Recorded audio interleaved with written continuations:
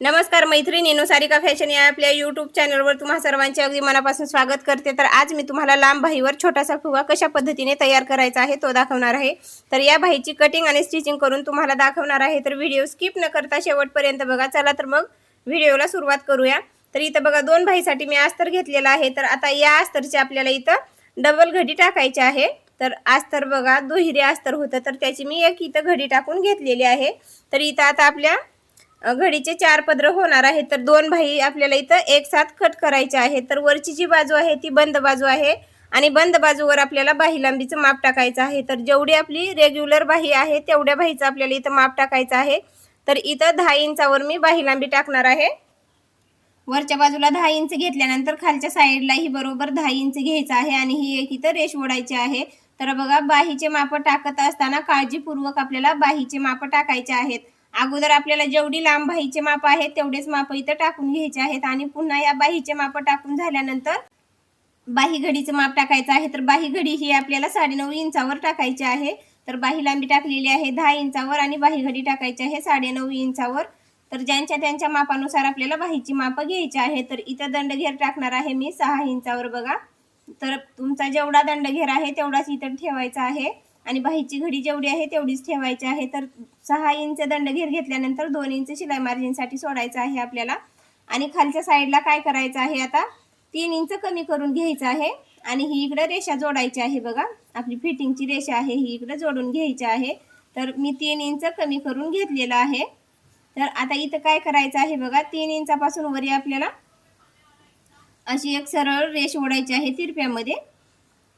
अशा पद्धतीने रेष ओढून झाल्याच्या नंतर बघा इथं आपल्याला फक्त पाठीमागचाच आकार देऊन घ्यायचा आहे बाहीचा आणि इथं 1.5 इंच घ्यायचं आहे आणि इथं काय करायचं आहे, आपल्याला एकदम सरळ मध्येच ही रेष ओढून झाल्याच्या नंतर फक्त पाठीमागचाच आकार देऊन घ्यायचा आहे, समोरचा आकार द्यायचा नाही। तर आता इथं बाहीला पफ येण्यासाठी आपल्याला इथं वरी बघा 3 इंच अंतर जास्त घ्यायचं आहे। तर तुम्हाला जर पफ जास्त हवा असेल तर तुम्ही 4-5 इंच घेऊ शकता। तर इथं मी लांबी घेतलेली आहे 3 इंच आणि आडव्यामध्ये घेतलेला आहे 4 इंच। तर अशा पद्धतीने इथं एक मी वरी बॉक्स तयार करून घेतलेला आहे। तर आता इथून वरच्या साईडने आपल्याला असा आकार देऊन घ्यायचा आहे। तर हा आकार आता जिथं आपण बाहीचा आकार दिलेला होता तिथपर्यंत आपल्याला हा आकार इथं मिळवून घ्यायचा आहे। तर बाहीला आपल्याला समोरचा आकार द्यायचा नाही, बाही ब्लाउजला जोडत असताना आपल्याला समोरचा आकार द्यायचा आहे। तर अगोदर फक्त आपल्याला पाठीमागचाच आकार कट करून घ्यायचा आहे।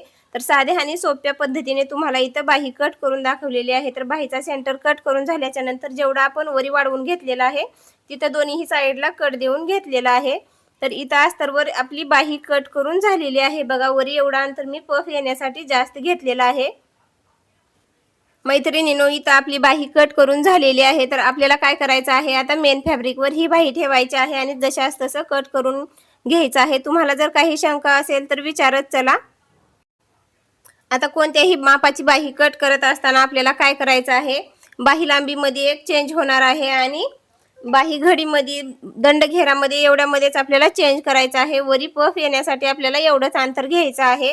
तुम्हाला जर याच्यापेक्षा जर खूप कमी पफ हवा असेल तर तिथं तुम्हाला 2.5 इंच घ्यायचं आहे आणि यापेक्षा जर जास्त पफ हवा असेल तर त्या ठिकाणी 4 ते 5 इंचापर्यंत वरचं अंतर आपल्याला जास्त घ्यायचं आहे। तर आता इथं मेन फॅब्रिक खाली ठेवलेलं आहे आणि वरी अस्तर ठेवून अशा पद्धतीने समोरच्या साईडने आपल्याला शिवून घ्यायचं आहे। तर हे अस्तर आता आपल्या बाहीच्या खालच्या साईडला जाणार आहे।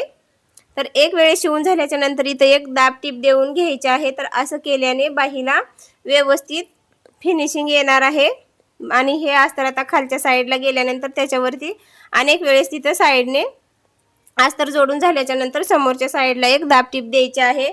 तर ज्या कोणी ताई सारिका फॅशन या चॅनलसाठी नवीन असतील तर व्हिडिओला लाईक करा, शेअर करा आणि सारिका फॅशन या चॅनलला सबस्क्राईब करा। बऱ्याच वेळेस काय होतं, आपल्याला बाही कट करता येते पण पफ कितीचा घ्यावा, काय करावा हे आपल्याला समजतच नाही।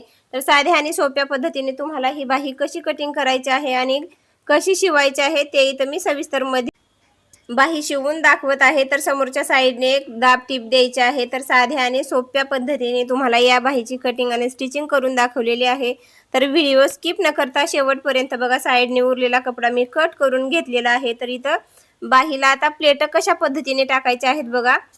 आपण दोन्ही साईडला कट दिलेले होते, तर जिथं कट दिलेला आहे तिथून आपल्याला सुरू करायचं आहे. तर प्लेट टाकायला, प्लेटाचे तोंड बघा मी माझ्या समोरच्या साईडला तिकडं विरुद्ध दिशेला टाकत आहे. तर आता एक साईडचे तिकडच्या दिशेला टाकल्यावर आता दुसऱ्या साईडचे आपल्याकडच्या दिशेला शिवून घ्यायचे आहे. तर अशा पद्धतीने जर प्लेट शिवला तर दोन्ही साईडचे प्लेट व्यवस्थित इथं तयार होणार आहेत. तर बघा दोन्ही साईडला मी 4-4 प्लेट इथं शिवून घेतलेले आहेत आणि बाहीला छोटासा असा इथं पफ आलेला आहे. तर काठपदर साडीवरचा हा ब्लाऊज आहे.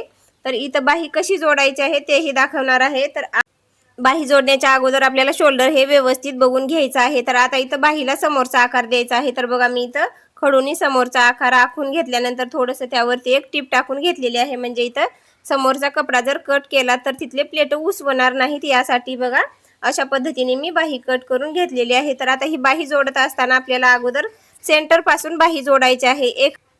अगोदर एक साईडला शिवून घ्यायचं आहे आणि पुन्हा एका साईडचे शिवून घ्यायचं आहे. असं केल्याने बाही दोन्ही साईडला बरोबर येणार आहे. जर कमी पडलं तर दोन्ही साईडला कमी पडेल आणि बरोबर झालं तर दोन्ही साईडला बरोबर होणार आहे.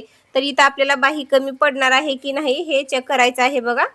तर अशा पद्धतीने बघा इथं मी बाही शिवत आल्यानंतर बाही बरोबर झालेली आहे. तर आता दुसऱ्या साईडची बाही बरोबर होते की कमी जास्त काय होते तिथं बघू. तर बघा इथं आता सेंटर पासूनच ही दुसरी साईड ही जोडत आहे. तर मैत्रिणींनो अशा पद्धतीने जर तुम्ही बाही जोडला तर तुमची बाही एकदम सोप्या पद्धतीने शिवली जाईल.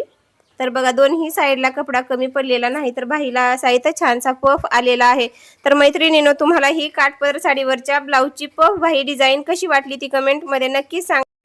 बाही डिझाईन आवडल्यास व्हिडिओला लाईक करा, शेअर करा आणि असंच भेटूया. चला तर मग पुढच्या व्हिडिओमध्ये, तोपर्यंत श्री स्वामी समर्थ.